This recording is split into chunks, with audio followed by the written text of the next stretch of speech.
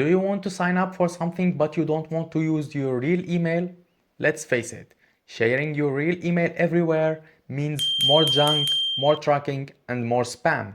What if I told you that there is a smarter way to do that? So let me introduce you to the game changer, the temp email or temporary email. What is this?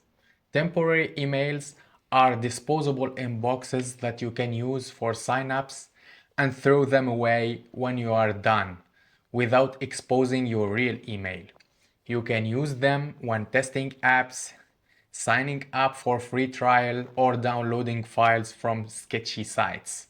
Now, let me show you some real life example where using a temporary email just makes sense and saves your inbox from chaos. Here is a perfect example. I want to remove the background from my image. So I went to this website, remove background, I uploaded my image, and in order to be able to download it, I have to unlock some sort of feature in order to be able to download it at max quality. So when clicking unlock, there is here, they give you one trial credit in order to be able to download your image, but you have to sign up to their website.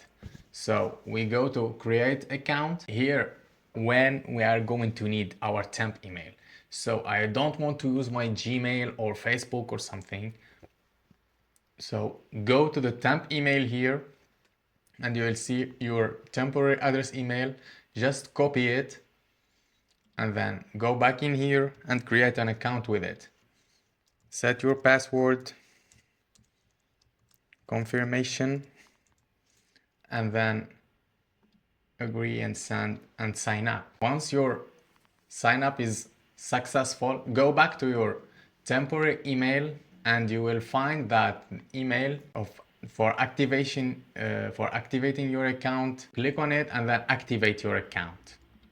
So once you activate your account, you will be redirected to this website again, remove background, and then here is your account is already connected and you see the credit here.